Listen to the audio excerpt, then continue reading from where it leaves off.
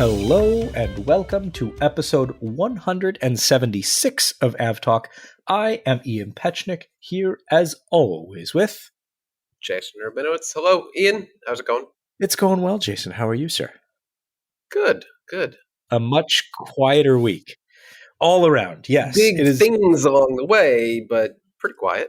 Yeah, not a whole lot going on. No surprises. Let's go with that. Yes, no surprises. But what is happening is fairly big news. Yeah. Things have quieted down since the excitement of last week, thankfully. But it was a good and busy week. And then this week, today, and it happened before we recorded. We don't even have to talk about it, assuming that it's going to happen. We can talk about it because it actually did already happen. When it was scheduled to happen, even. That's amazing. Boeing has resumed 787 deliveries. Last week we talked about, I know, this is huge news. This is great news. This is fantastic news. It's good news for everybody. Unmitigated good news. And that is a kind that we rarely get. Yeah. Last week we talked about speculation that the FAA was very close to approving Boeing's rework plan for the 787s that had suffered some manufacturing defects and quality issues. The acting director of the FAA was headed down to South Carolina to what we assumed would be a formal sign-off on that program. As it turns out, all of those assumptions were actually correct. And Hooray! Today, Boeing resumed deliveries of its 787 line. The first one to go home with any airline. Jason, what was it? The last delivery of any 787 was June 16th, 2021, and that was TCLLP to Turkish Airlines. A bit of a caveat there. I know we talked about this earlier, you and I. That was actually an earlier frame, one that was rolled out all the way back in 2020, that ended up being delivered just after the point where they had halted deliveries, but this aircraft specifically did not need rework. But before that one, it was a month prior, on May 3rd, 2021, to Uzbekistan Airways. So it has been, if you go since the last delivery of any aircraft to anyone, it was that Turkish Airlines aircraft exactly 420 days ago. So 420 days later, today, on the 10th of August, Wednesday, the 10th of August, a Boeing 787 departed Charleston for, this one's being delivered, flown to Victorville for a little bit of additional rework. For which airline, Jason? American Airlines. Congratulations, you were correct. You win the prize. Thank you. What's the prize? Nothing. I don't know. We didn't talk about whatever the prize was last week, but we'll Jason, talk about that off air. Yeah, Jason last week proposed that it would be American Airlines. I, attempting to be different, said it was Lufthansa, but expected fully that it would be indeed both American. Were very good guesses because both were ready to go, being advertised by the airline. They're painted. Everything was good to go. So it was just felt right for American to get it first because they have been saying for so long, we're going to take a plane any day now, next week, next month. And finally, here we go. But the plane is off to Victorville. Now, you might be wondering, why in the world would a brand new airplane delivered to American today be off to the place where planes go to either die or to sit for a very extended time?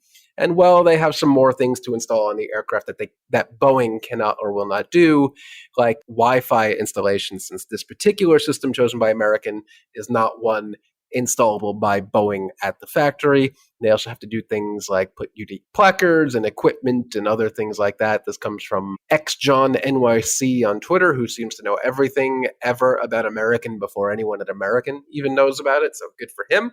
But as expected, this aircraft needs a little more additional work, and then it will be in service, American says, in the coming weeks. So there you go.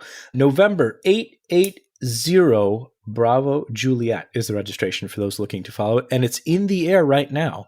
By the time you listen to the podcast, I hope that it has landed. Yeah, that would be a very long flight if not. This was American's 47th 787, so a good number for them. They also, at American, revealed the plans for their future deliveries. They're going to take 8 total, I believe, either 8 more or 8 in total in 2022. I'm not clear on that. 4 more next year, 12 in 2024. 9 in 25, 4 in 26, and 5 more 2027 and beyond. Of course, all those numbers are subject to change, and I'm sure they will change, but they have quite a number of 787s left on order to be delivered, and I'm sure they want all of them now if they can. Yeah, at least as many as they can get. As of the end of last quarter, Boeing had 120 787s in inventory, ready to start going out the door. So those will hopefully be moving at a quick pace. Like we mentioned Lufthansa, their first, which was not the first purpose-built 787 for Lufthansa like we talked about last time. It was destined for another airline, not taken up, and will now be moving over to Lufthansa. So that one's pretty much ready to go. There are a few for United that are pretty much ready to go as well, and a few other airlines are keen to take delivery. Hawaiian Airlines this week announced that they'll take their first at the beginning of Next 2023. Yeah, I don't think they announced a specific date. So, but airlines are getting ready. Yeah, it's going to be interesting to see what pace Boeing is able to actually deliver these aircraft, because if I recall correctly, the FAA is still signing off on every one of these aircraft individually. That's a very important point. So it's not like Boeing could say, okay, we're good to go, and they can't just fly all 100 plus aircraft out of Charleston tomorrow.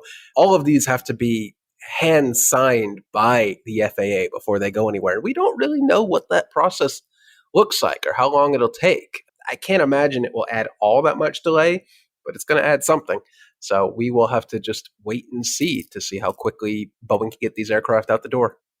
Jason, you make a very good point there that the FAA is the FAA for once, right? No, that's not true. Ouch. You make good points very often. At least once an episode. At least once an episode. Yeah, the FAA is certificating all of these aircraft individually. FAA inspectors are going through, whereas previous Boeing had FAA authority to have.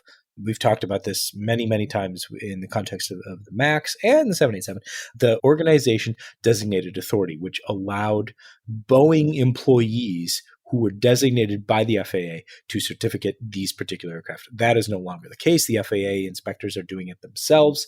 So as Jason mentioned, that will take up some time, hopefully not too much time, but also hopefully Boeing's plan was robust enough that things become much more routine and deliveries start rolling rather quickly. Yeah, we also have no idea when that changes. The FAA can't be signing off individually on these aircraft forever. At some point, I assume they will have to transition this work back to Boeing, but when is anyone's guess. I don't know if they have to. They very well could. I feel like they would, but is this really tenable to do this forever? For every new aircraft, you really need an FAA inspector on the ground to do it. But I don't know. Maybe that's just the name of the game now, that Boeing has lost its privilege to do this, both with the MAX and the 787. So maybe this is just the way it is now. Just the way it is. Let's kind of go back in time a little bit, but end up in the present. When Russia invaded Ukraine and the global aerospace system that supports Russian civil aviation withdrew, and Russia kept a massive number of leased aircraft and lost access to Boeing and Airbus spare parts, services, maintenance facilities, things like that. Software updates. We talked about what would happen when aircraft, basically when they ran out of their existing stock of spare parts. And this week, the answer that we posited then became true, and Russian airlines have started stripping planes for parts. This is not unexpected. Not terribly surprising. Not great, but still not great. No, especially since some of these aircraft being parted out, it's not like they're taking a 13, 15, 20-year-old A320 and parting it out for parts. No, they're taking A350s that were delivered at the wire and dismantling those aircraft to keep other A350s in service. You hate to see that, but that's desperate times call for desperate measures. Not that anyone didn't see this coming, but it's a damn shame to see a brand new aircraft less than a year old being picked apart for pieces because they can't get those pieces any other means. Yeah, it's not a great situation, and certainly one that doesn't inspire confidence in anywhere beyond the very near term.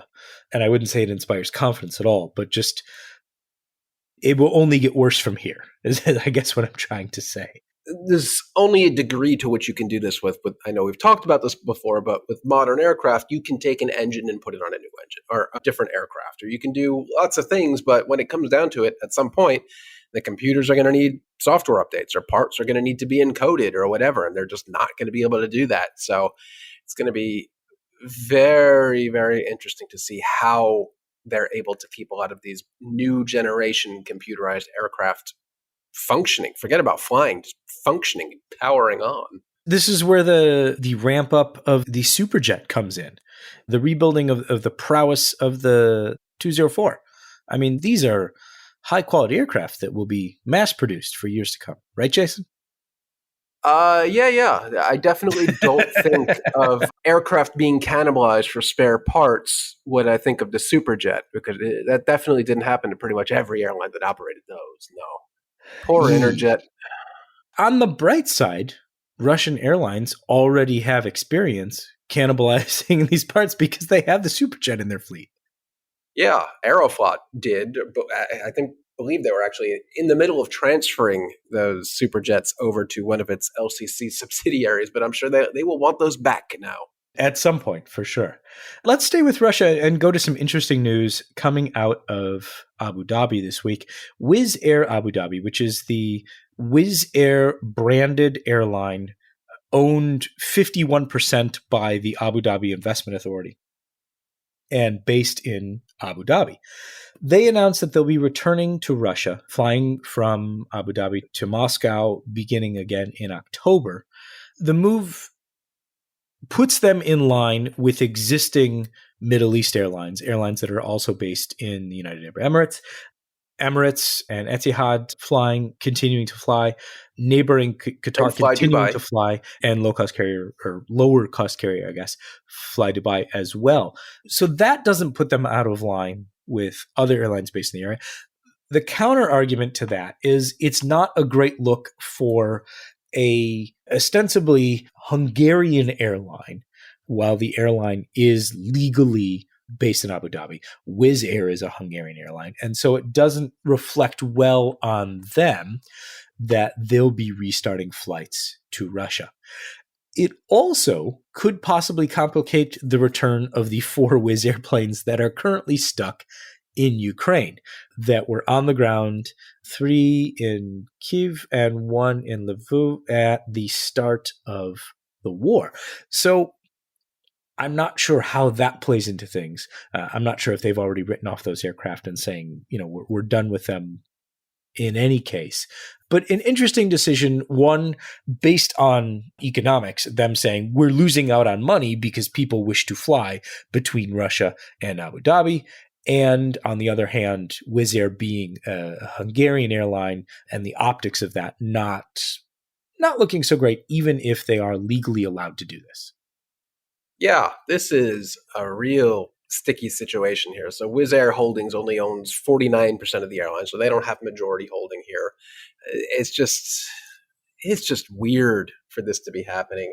I get why they're doing it, but as you said, Ian, since they have other aircraft stranded because of the Russian actions in Ukraine, the optics of this are just outright terrible. It's an interesting decision, one that I don't think is entirely unexpected, but I think the pushback is something, it's based on the statement they put out. It sounds like they weren't expecting it. So I think that's something to look forward to moving forward to see how they respond, if they do respond at all. So, Jason, you had a surprising conversation with the CEO of Air Baltic this week, following they published their July numbers at the beginning of the week and mentioned the fact that 6 of their aircraft are currently out of service because they are missing engines. And so your question to CEO Martin Gauss was what? Why? Basically, why do you have so many aircraft? I believe my exact quote was actually, is your airline unable to source the necessary parts for those 6 aircraft, or what's the bottleneck in getting those engines running? And For those of you who do not follow him on Twitter, he is exceptionally open and responds to people on Twitter. And he said Pratt & Whitney has a shortage of engines coming out of their MRO. They claim supply chain issues. So it was just refreshing to get like an actual a straight answer. Yeah. A straight answer from a high-level executive in an airline said, here's the problem. Here's why we're having the problem. That's it. It's just unfortunate for Air Baltic because they're in this very, very weird situation where due to the Russian invasion of Ukraine, they have limited demand for a part of their network. So they have actually wet leased out a good chunk of their fleet to Finnair and I think SAS, and they're kind of all over the place. And Eurowings Discover. And Eurowings Discover, of course, who could forget Eurowings Discover? But at the same time, they've now overextended their fleet, and they themselves have to wet lease other aircraft to operate their own schedule. So I think they have, in their schedule currently, they have A320s from Cyprus Airways and Carpet Air and a Fokker 100 from Carpet Air. So they could really use those 6 aircraft back, but now we know why. It's Pratt & Whitney can't get parts to get its own engines out of, I guess, overhaul to get back to airlines to put, in this case, 6 aircraft back in service. Yeah, so it'll be really interesting to see how quickly, and we should mention that this issue is not just affecting Air Baltic. This is an A220 wide, fleet-wide issue, and it's also affecting some of Delta's A220s. We should also note that Air Baltic is going to be supplying Swiss with capacity as well to supplant their A220 fleet. So, I mean, is Air Baltic going to wet lease aircraft to then just wet lease back out to another airline at this point? Is it going to be, what did you say? It was KLM or Air France just now? Or Swiss? You said it was Swiss. So is it going to be Swiss operated by Air Baltic, operated by like Carpet Air F100? Like, something's got to give at this point. But what makes it so bad is that Air Baltic is an exclusive A220 operator. It does not operate any other aircraft. And they only have total 36 aircraft. So 6 aircraft without engines, that's actually a fairly large chunk of its fleet. Kind of sticking with this issue of capacity and finding capacity where you can. Also operate. So we talked about Air Baltic operating for Eurowings Discover. We talked about Air Baltic operating for Finnair. But then you also have Finnair operating for Eurowings Discover. And so you've got this kind of loop happening where airlines are snatching aircraft wherever they can. So theoretically, you could book a Eurowings Discover itinerary and fly Air Baltic on an A220 and Finnair on an A350, which is a far superior product to anything that Eurowings Discover can offer. I mean, I guess surprise and delight's a word for it. Eurowings has always been a hodgepodge of just like whatever aircraft they can get a hold of. But this is, you could actually book like a connecting flight through, where do they operate at? Frankfurt or Munich, and then go all the way to like Miami on Eurowings Discover and return and never touch a Eurowings Discover branded aircraft. And then kind of sticking with the same thing where you have BA's short haul fleet or BA's mid haul kind of European wide fleet. You've got Finnair operating for BA. You've got Iberia operating for BA. And that's not just an aircraft issue. That issue relates to staffing issues as well. But one of the things is that BA is still bringing a big chunk of their short haul fleet back online. So things are weird right now. And those aircraft are sitting out because you don't necessarily have staff. And it's not just the staff to operate the aircraft. It's the staff to make sure that the aircraft are operational. So getting those checked out and off the ground for the first time. And that's not just a BA issue. I mean, that's industry-wide at this point. No, it seems to be more of a European issue right now. This is not an issue we have in the U.S. with any airline, though typically it is exceedingly rare to end up on a U.S.-based airline wet leasing an aircraft from anyone else. It just doesn't really happen. Maybe it might happen if you fly Sun Country or something like that. They've been known to do it in the past with like Extra Airways, but you will probably never, ever, ever end up booking United or American or Delta and ending up on a wet leased aircraft from someone. That just does not happen here. Yeah, it's a completely different model. So that's a fair point. So, Jason, we've not done a huge amount of in-depth discussion of eVTOLs on a regular basis, mostly because we've been waiting for money to change hands in certain circumstances. I don't know if that's the only reason we haven't It's talked not about the it. only reason, but it's certainly one of the big reasons, because marketing is one thing, and marketing is good. Marketing helps propel products. That's certainly all well and good. But now money has changed hands. Archer received a $10 million prepayment from United Airlines. United had previously ordered 100 eVTOL aircraft from Archer. This week, they received a $10 million pre-delivery payment, and according to this release, it is believed to be one of the first of the kind in the industry. So at least somebody's making some revenue. They say that the payment represents a watershed moment for the eVTOL industry. I'm not sure that's true, but that's what they're saying, validating confidence in the commercialization of eVTOL aircraft and Archer's leadership. All right. Okay. 10 million isn't exactly a huge amount of money. It's not chump change. So United clearly sees that this aircraft is something that they want and something that maybe they want to throw a little money at to get it along the way. I believe they also picked a name for the aircraft now. We just don't have to call it the Archer eVTOL. What is it called? The Midnight? I believe that is what it is called.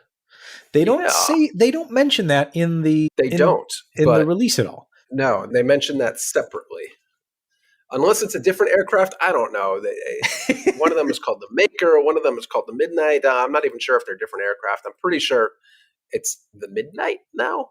What happened to boring numerical names for aircraft? I don't know, but it's better than, I don't know, at least we don't have Sony naming any aircraft, because then it would be like 15 alphanumeric digits with a hyphen in the middle. But this is good. I'm not convinced this is necessarily the future, because this is not replacing any aircraft except maybe helicopter flights to somewhere. I don't know. I still don't truly know what you're doing with like a 2-seat aircraft with limited range, but clearly someone at United sees a future for this, or they see at least $10 million worth of future in it. $10 million worth of future so far. Maybe some more future soon. Mm-hmm. Yeah, I think it's a step. It's a big step. $10 million is a big step. It's not a huge step, but it's a big step. And I thought it was worth bringing up because money is in fact changing hands. It's not just another letter of intent to understand a memorandum to possibly consider a purchase order. This was actual cash changing hands.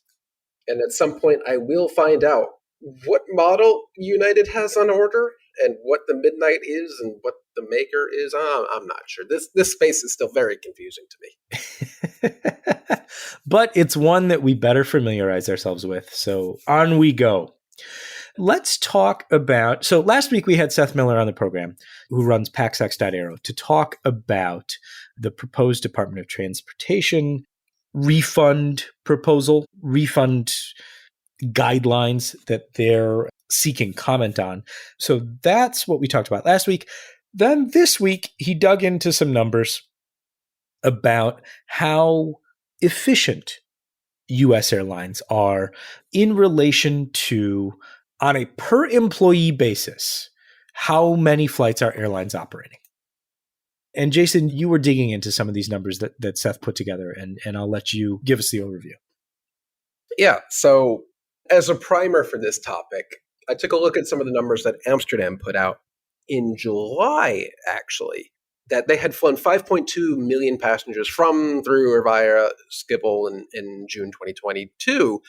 But that was 1.3 million fewer passengers than in 2019, or on 15% fewer flights. And it just kind of felt like industry-wide, there's this upper barrier at 85%, where doesn't matter what airport it is, doesn't matter what airline it is, nobody can operate at above 85% capacity of 2019. And if they try it, bad things happen. Airports melt down, airlines melt down, everyone has a bad time, bags get sent to purgatory and never seen again.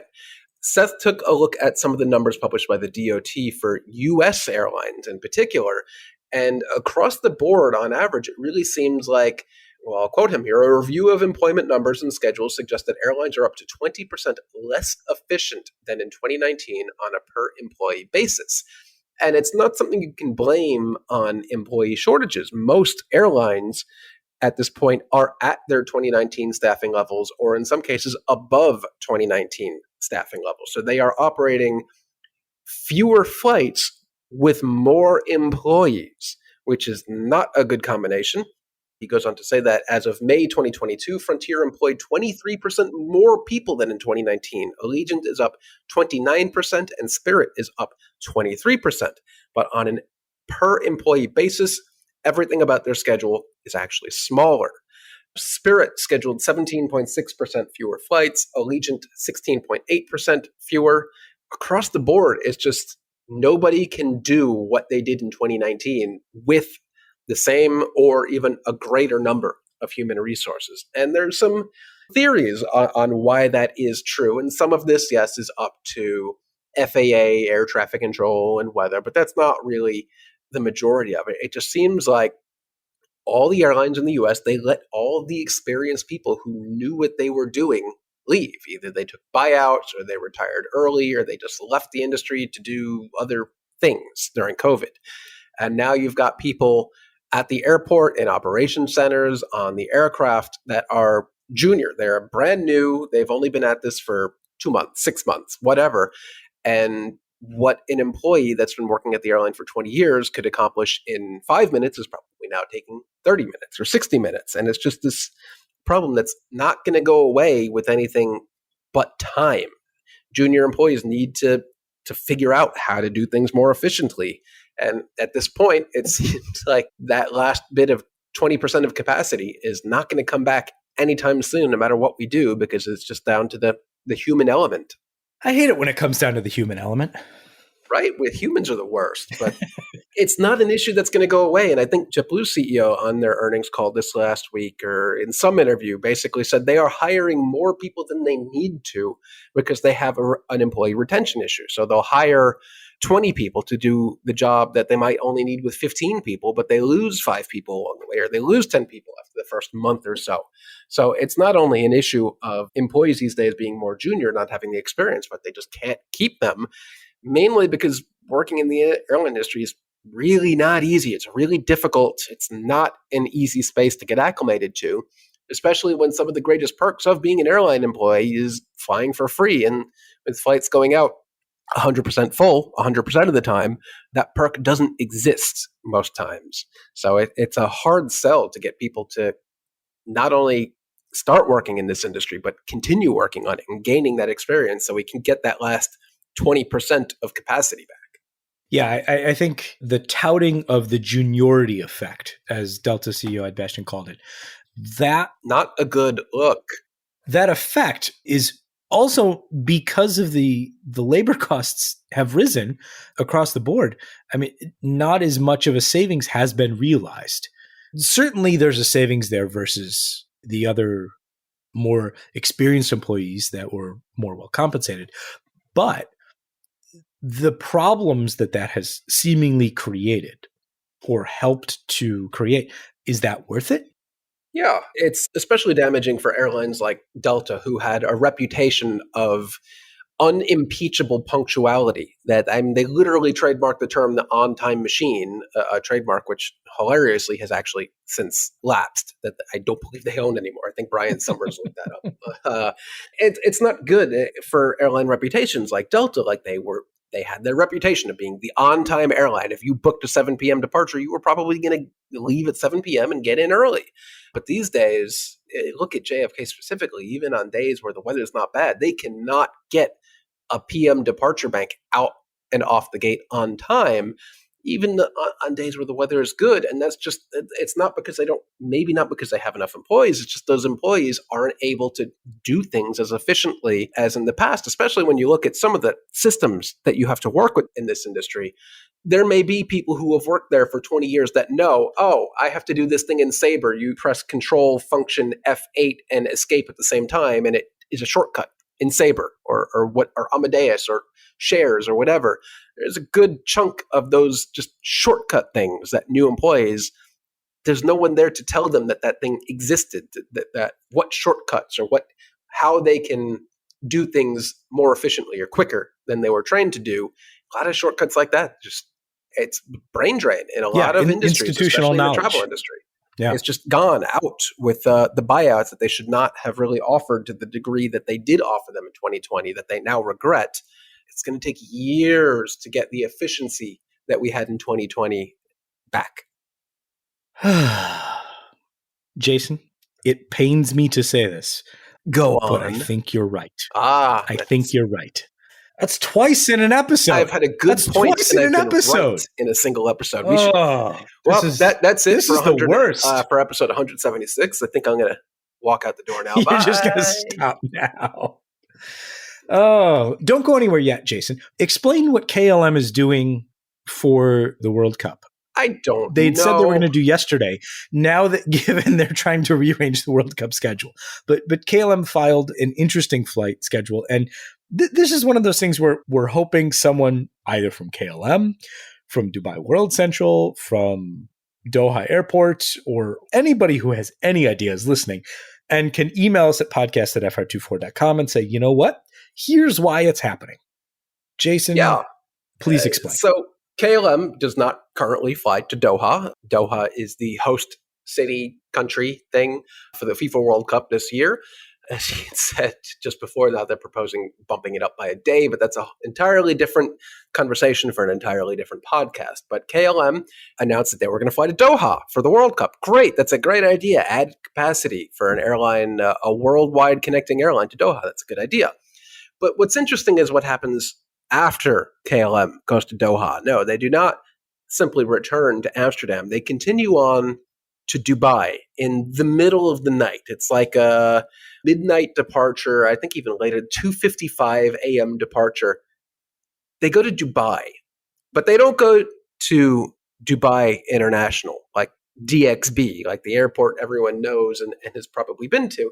They're flying to DWC, the other airport that was supposed to replace DXB that currently hosts 0 passenger flights per day. I know, Ian, we had a back and forth on this earlier this week because I called it a little used airport and you took exception to that. And I did the math and it turns out there are indeed 0 passenger airlines operating to DWC right now. A number of them will wrap up for the World Cup. Qatar, Fly Dubai specifically, and I think Condor at some point later in the year will start flying as well. But after they land at DWC, they turn around and depart at 4:45 a.m.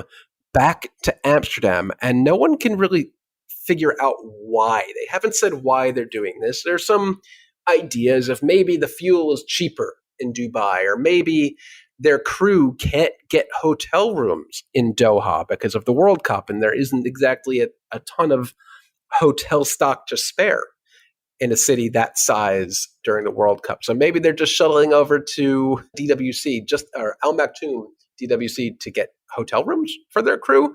We don't really know why, but it's odd to see a triangle route like this. Especially one that there's not really passenger demand coming out of Dubai World Central. There's not. No, the demand is 0. No airline has been able to make it work. I'm sure they're doing it for a very simple, specific reason. We just don't know what it is. No. So if you know what it is, you're listening to the podcast and go, ooh, I know. Please email us. Somebody tell us, It's been please. eating me up all week. All week it's been eating me Ian's up. got no sleep. I gots to know. And we haven't heard back from KLM. A couple things to close out the podcast. One, it was an incident I hadn't heard about until the NTSB report came out this week. On the 1st of July, a Southwest Airlines 737-700 was flying from Oakland to Santa Ana, John Wayne Airport, and the aircraft landed so hard it broke the flight attendant in the rear of the aircraft's back. That's not supposed to happen. Wow. That is not supposed to happen. Quoting from the NTSB report, paramedics evaluated her and transported her to a local hospital, where she was later diagnosed with a compression fracture to her T3 vertebra. This was the flight attendant sitting in the aft jump seat, and she says that the plane hit the ground with such force, she thought the plane had crashed. Wow. That's not great. The aircraft, however, it did indeed have a hard landing.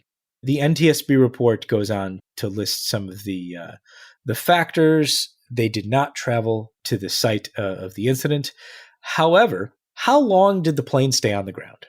Well, it's Southwest, so 37 minutes. It appears they did at least a bit of inspecting of the aircraft, because it was supposed to depart at 5:45 local time PM local time. It departed at 6:55 local time PM. So they took about an hour delay to make sure that they hadn't smashed the plane to pieces, I guess. But kind of a crazy story, given the fact that there was apparently no damage to the aircraft, but the aircraft hit hard enough to have the flight attendant suffer a compression fracture. Yeah. So just a strange set of events. That reminds me of something. You said, how long would this aircraft be on the ground? And remember a few weeks ago, maybe months ago, when we talked about the United aircraft at Pittsburgh that had to have yes. CVR and FDR removed, but they took like no delay at all. And we pondered, How does that work? And we asked our friend Sean Payne. We spoke to him on the podcast. We reached out to him, and he replied to us an email. And I have that email up. I will summarize here. But to answer your question, this can vary quite a bit by aircraft, as all things do. Let's assume you have an aircraft with the traditional CVR and FDR in the tail section. Where it is exactly on the aircraft varies, but what's common is that the recorders are sitting on an electronics tray in the tail of the aircraft behind some sort of maintenance panel. The tray has a quick release system that makes pulling the recorders very fast. Some call it simply an avionics rack or shock tray, heard a lot of things, but the tray has a set of dual female plugs with female pins that the recorder has inset male pins. You unscrew two screws holding the recorder in the rack and simply slide the recorder out. The chassis rack ensures that the pins are lined up correctly when you slide a new recorder in. Really, the biggest part, I'm not reading word for word here at this point, the only thing that takes time is making sure that the airline actually has a new recorder to slot into position back on that aircraft. Otherwise, you have to ground that aircraft until you get one. So, yeah, there you go, right from Sean Payne. Basically, it's open the door, remove a couple screws, slide the thing out, slot a new one in, and you're good to go. Yeah, so a simple procedure, certainly dependent upon having one in stock ready to slot back in to make sure the aircraft is then able to be dispatched. Funny enough, he gave us a link to an image of one of these racks that you just slide in and out, the CVR FDR. It is currently out of stock, unfortunately. They cost $50 used, but they're out of stock at the moment. So this one was in good condition, not bent or cracked, but it's out of stock. So that's too bad. I'm glad you looked into that. Mm-hmm. I appreciate your dedication to the details. Well, United must have bought up the last couple. That explains everything. Mm-hmm. Let's close out the show with, I don't want to call it inventive, and I don't know if it's unique. That would be an interesting question. But what is Indigo doing now to get people off the plane quicker? How many doors do typical airlines use to board and deboard the aircraft? I mean, I would say one the most average of the time. Probably one, two, right?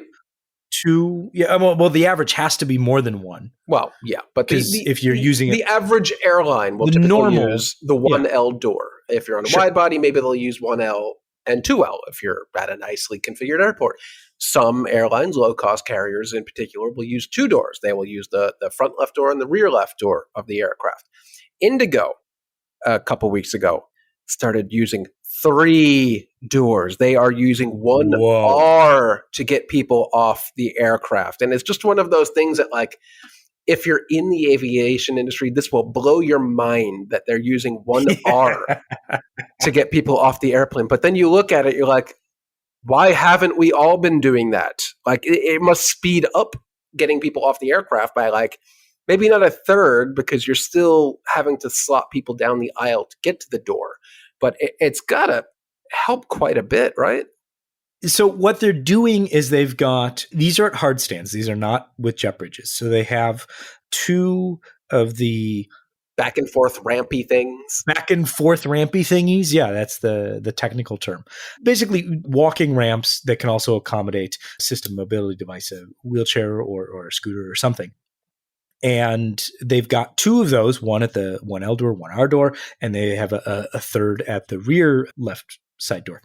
And so you get to the front and you can kind of split off and it looks like it's working. A fascinating idea. How much of that can be replicated elsewhere, though? They say in a Reuters article from a week ago, they say it will improve turnaround times by 3 to 5 minutes. That's not nothing. That's not nothing. And when you're operating a tight schedule the way Indigo is, that's a big deal. Yeah, and they'll be rolling this out to 70% of their operations nationwide where they're able to. Their usual turnaround time is anywhere between 30 and 35 minutes. So shaving 5 minutes off that is not nothing. I have never heard of an airline using 3 doors. If you have heard of that, reach out to us at podcast@fr24.com. We've seen double jet bridges before at Amsterdam when they decide to actually use those, which doesn't seem like very often. But using 3 doors to get people off the aircraft, if you've seen it before, I'd like to hear about it. The other thing I would love to see is an airline implement a system where you have people like rushing you onto the plane with like a stopwatch. And if you get on soon enough, you get a refund, a partial refund on your ticket. Mm-hmm. That's definitely something that's going to happen. You don't sound confident that it will. No. Okay. Fair enough. Fair enough. I'll leave it at that then. This has been episode 176. If you've enjoyed the podcast, or if you haven't and you have things to say, please, by all means, leave a rating, a word review, wherever you get your podcast. We always appreciate hearing from you directly as well. Podcast@fr24.com, as we have mentioned. Next week, we're going to do something a bit different. We're going to take a break. What? It's I know. We normally do a gap week at the end of the year. We're also going to do one, I guess, the end of the middle of the year or the beginning of the end of the year. I'm not sure how to term it. Sure. But we're going to take a break. So next week, we won't have a new episode. We will have some of our favorite conversations from this year so far as part of an episode for you to listen to. We hope you'll enjoy that. And we'll see you with a new episode, not next week, but the week after next. As always, I am Ian Petchnick, and I am here, as always, with Jason Rabinowitz. Thanks for listening.